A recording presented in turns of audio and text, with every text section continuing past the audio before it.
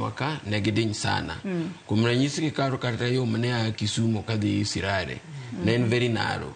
Mabe akia kaka jowa ne survive wanga yore ka. Lakini kata kamano sani iyudo ka ng'eny wanga yore go oyawgi.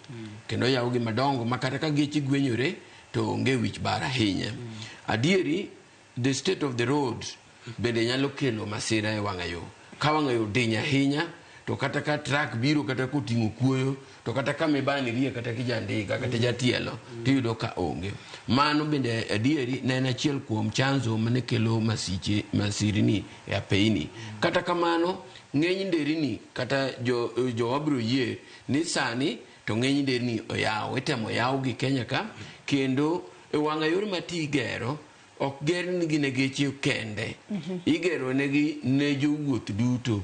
Iyudo ka nitie section moketi e bath yo, okete line mano jotielo nyalo chiedhe. Japiko to winjoro oti gi main highway nikech it is motorized. Kuma jotielo chiedhe no ema jo apiko moko dwa tiyo. Mako kore mwaluongo ni discipline manyaka koro bedie. Kor jondiga gi jotielo winjoro bed kando. Kata king'iyo ngongro kuom ranyisi ka nitiere kar jondiga gi kar jotielo. To ang'eyo ni nitiere chandruok ni kanye mabe japiko bende biro riore.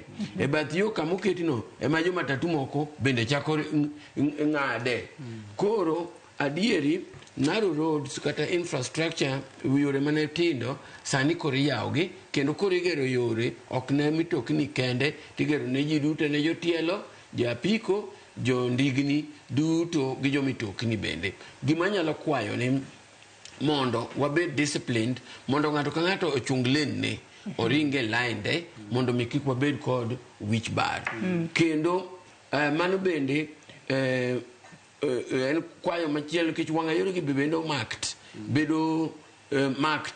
mondo koro ng'ato ka ng'ato ng'e kama line nitie. Ang'eyo ni nitiere yore moko mano be seche moko ichayo jo sirkal ni wanga yo ger yes to onge demarcation moketi, onge line moketi. Mago to bedo raised and being kantie kama kamano, we still should maintain discipline. Mokoro no kadha balabal ka ng'ado yo, ng'ad yo kama winjore, ng'ad go wanga yo. Erokamano. Adwa nasoma ne moko kuom ote manyako Ramogi Ajwang' chwalo no kinyi makawuono kokalo yore waduto te mag